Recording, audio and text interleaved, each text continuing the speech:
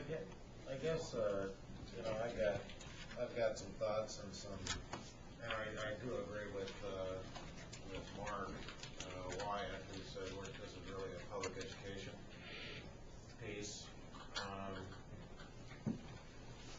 I rode 20 miles yesterday between Spencer and Humboldt last year. I crossed the center line, and it was a hot day. It was 85 degrees, and my tire caught the center line when I went across, and those have to be pliable. And I didn't realize I should have hit that at an angle, but now I do, and I'm not going to do that again. So there are some inherent dangers on that. Forrest, I'm glad you're here. I bought my bike from you. Marvin, I'm glad you're here. You fix my bikes for me when I need them. The one thing I can agree with all of you on is that I want Dallas County to be biker friendly. You know, you can go from the Clyde Greenbelt to Adel to Redfield, going north to Benora. That was not an inexpensive trail for the taxpayers of Dallas County to buy and pay for. And right now, we've got a proposal before Vision Iowa to find a few $1 million to add to the local match dollars we've already raised to build the Waukee to Dallas Center to Minburn to Perry to Herndon to make the 72-mile loop.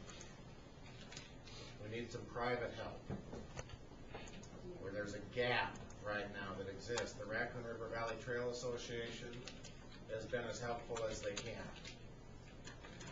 Vision Iowa is having a little bit of a heartburn, saying, you know, we have enough money to give you the money to finish your trail. However, you know, are we giving too much to central Iowa? And some of those, you know, they just gave the Papa John deal $1 million for the public art and what they've done in the past. So I'm glad to see biking interests here. The $10 permit fee that we collect on that trail isn't going to begin to cover the gap that we need to finish it. This county paid $970-some thousand. Mike, is that number about right? It's close. To buy that right away. We had hoped that we'd get full value for what the land value was, which is really more like $5 million. To go to Vision Iowa and say it's $5 million plus the paving and the engineering, etc. But they're only going to give us the 970-some thousand credit, not the full $5 million land value. So there's a percentage gap that they're not willing to fill. So, you know, those of you that live in Clyde, those of you that live in Urbandale, those of you that live in West Des Moines, if you talk to your city councils about the possibility of their direction of some of their hotel motel tax dollars that are collected in Dallas County to maybe help Dallas County's effort, along with Councilor, and Mike Wallace has driven that. I don't think anybody here is trying to stop bikes from being on the roads. That's not the intention, but I'm also hearing, you know, we've got one local organizer that said the insurance cost about $300 for the Piathlon ride, which doesn't seem like a terrible amount. And then we had another insurance person say maybe it's $180 a rider. But then we've got another insurance or the attorney that said it might be $15,000 to $20,000 for a certain kind of insurance. And so, you know, I'm not sure if it's the amounts of insurance. You know, maybe Forrest, you can answer this for me. I know you guys do the Dr. Breedlove's ride, right? Yes. And that comes into Dallas County. Correct. And you have everybody sign a waiver. Well, it depends on the ride too. I mean, if we have a lot of rides, that's one thing that Jeff mentioned. I mean, quite frankly, if you leave our store at any point in the day, there are people going on rides that are above that 20, and those are just casual rides. I think that Danny here from the Des Moines Cycle Club had mentioned that there are just a lot of rides that pop up, and you know, it just multiplies. It's like an organism that just grows and grows and grows. And sometimes you'll wake up and there might be 5 people that ride with you in the morning, and the next week there's 20 people. We on Fridays come out here to Patrick's actually for pancakes and I'll make a plug for Patrick's. Pancakes and bacon for $3.50, all the coffee you can drink. So we'll come out here, and there might be you know, a dozen or 15 or 20 of us that do that just for fun. So no, there's no, in that kind of an event, there's not a waiver. It's just a bunch of people that love biking coming together, that love rural Dallas County, that want to enjoy just the joy of being up in the morning and out having fun. Well, So I think what we're looking at here is something for the real, truly organized rides. Maybe not the you know, where 5 riders hook up with another 5 riders, and all of a sudden you've got yourself you know, a group. I just want to let you know, I got quotes of $2,000 and $3,000 for our ride for 150 people last year. I just got some help. Some guy said, hey, talk to Ragbri. They got me to the right guy that is helping us, that's got some special pull insurance and got a terrific deal for us. It was $2,000 to $3,000. Out of about 6 places that I was able to find to even talk to me, half of them turned us down, that wouldn't even cover us.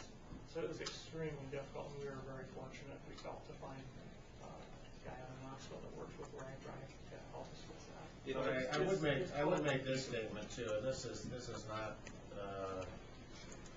you know, sometimes, you know, in an effort to get the legislature to pay attention to, you know, what's right and what's wrong, local ordinances do start happening and they start occurring, and it happened with the pseudoephedrine law, where counties passed the pseudoephedrine and then all of a sudden it became a state law, or the keg ordinance that started in the counties and all of a sudden it became a state law. So it's not unusual that a local entity, and that's the other thing that I really don't know, Mr. Chairman, and maybe our friends from like Iowa, or I have to believe with 950 cities in Iowa that there are cities that have these sorts of requirements. I heard Mr. George say there's a multi-page West Des Moines ordinance that exists. Can anybody from West Des Moines or from the bike community speak to that for my help? It requires liability insurance, right? And permit fee. Of course, the thing that concerns me is they're lumping us with crack addicts and drunks by I don't think there's anybody here that's opposed to signing waivers. I don't think there's anybody opposed to providing some insurance for organized rides. I think that one of the big concerns is what number of riders constitute a ride that's going to protect, that the county's looking for protection. I don't support it at all. But ignoring that point, if you're really after the big rides, the number needs to be big. Setting a number at 20 is not What's a big number? 100? 1,000? 1,000? You know, I think 100 would be a pretty big ride. how many people would buy up one? You don't ride enough. 150. Seriously. I mean, I like I said, I don't want to sit here and condone any of it, but it's the big rides and they can afford the insurance, but if their waivers already give you the protection you need, what's the point of this? Well, that was my question. I think, what do the waivers provide the protection? And what I've argued since day one is if the counties want protection, the counties need to work with the coalition to come up with the proper waiver. Have the attorneys work with Ragbri, work together, find a waiver that can use common language across the state. And when you have an organized ride, you sign that waiver that provides that protection you're looking for, and it's a done deal. Well, I signed the Ragbri waiver, the new one, before they ever signed me up. But the problem is that, you know, half the people that jump on a Ragbri aren't signing waivers. But how many people are driving cars that don't have insurance or driver's license? Yeah. You know, I guess we can't protect everybody every minute of the day.